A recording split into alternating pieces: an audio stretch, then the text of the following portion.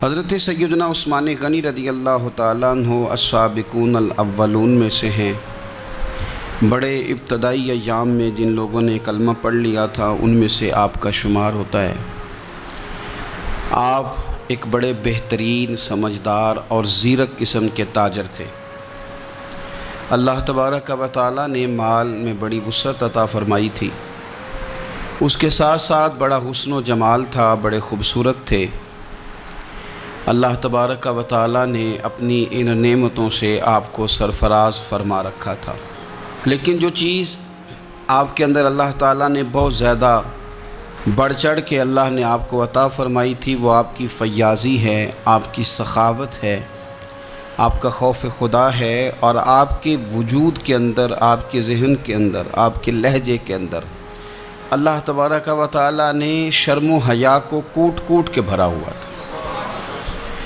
ہمارا زمانہ جو ہے یہ بے باک لوگوں سے بھرتا جا رہا ہے، حیا تیزی سے رخصت ہو رہی ہے۔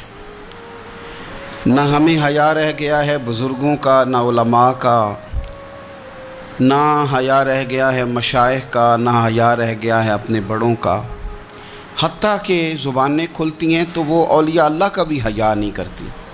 کچھ لوگوں کی زبانیں کھلتی ہیں تو وہ حضور کی اولاد کا بھی حیا نہیں کرتی۔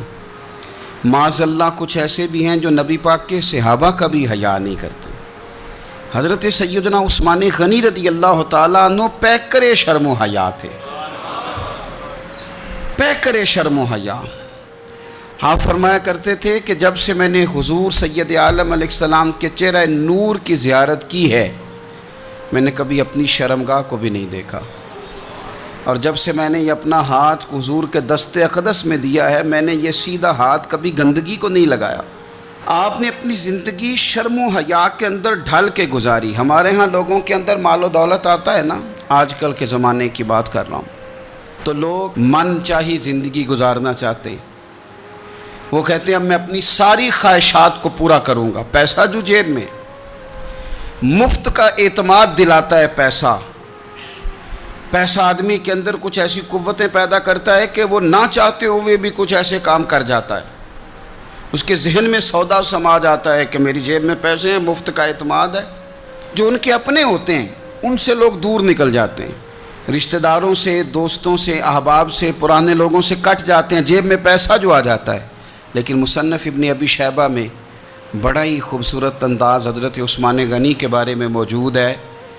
فرمایا صحابہ نے کہ حضرت عثمان غنی کو اللہ نے گرچہ مال بڑا دیا تھا، لیکن وہ سب سے بڑھ کر اپنی شرمگاہ کی حفاظت کرنے والے تھے، اور سب سے بڑھ کر اپنے رشتہ داروں کے ساتھ صلہ رحمی کرنے والے تھے۔ بھلایا نہیں کسی چیز کو۔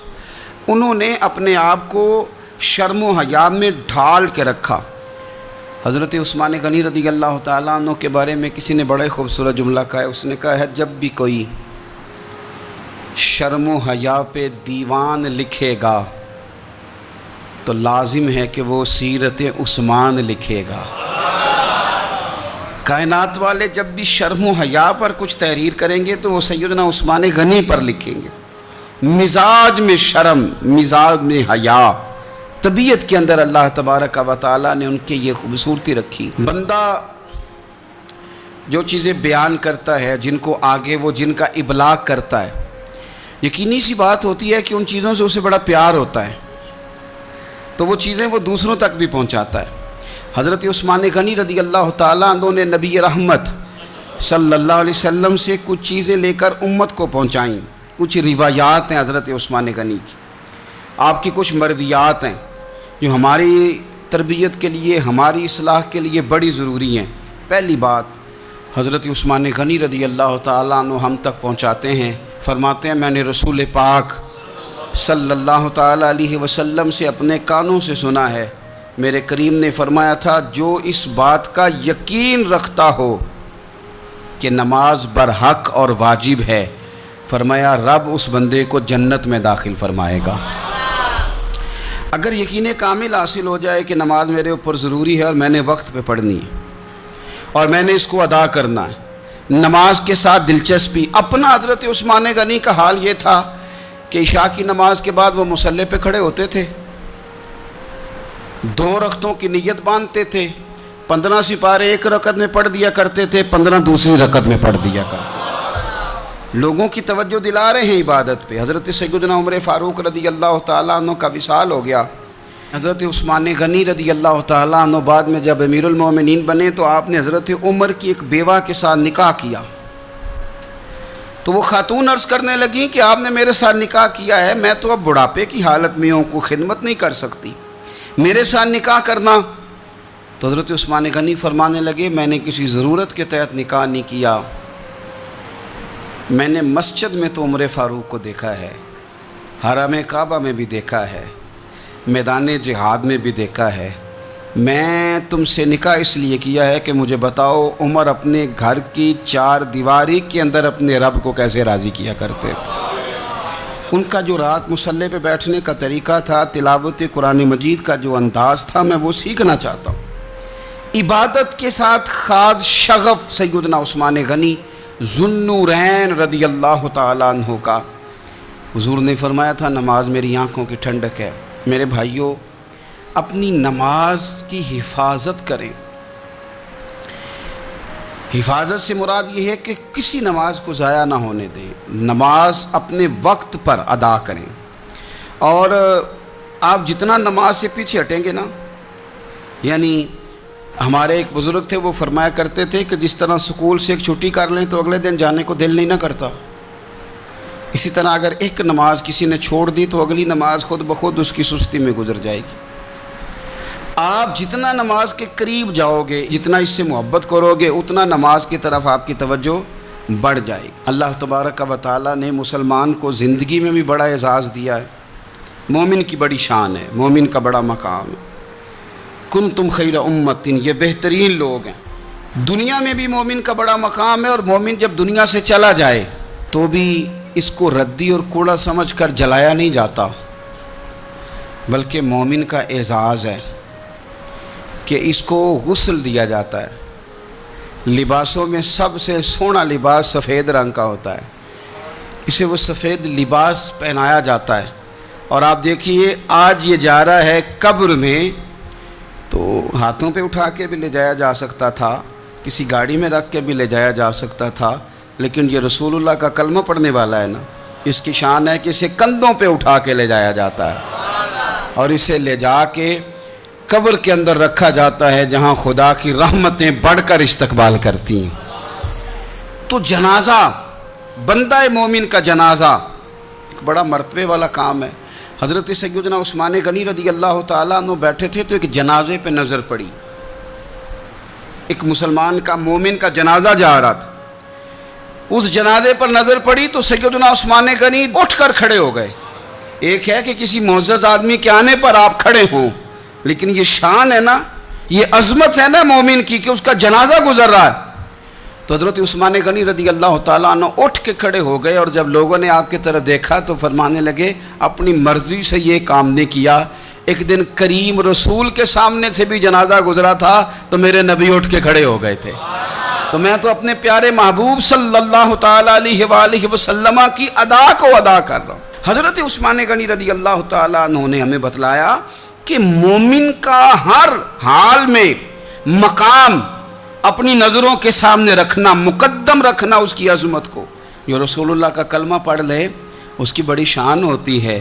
ہم اہل مودت ہیں سائیں، ہر روز بشارت ہوتی ہے، ہم ہر شام مدینے جاتے ہیں، ہر روز زیارت ہوتی ہے۔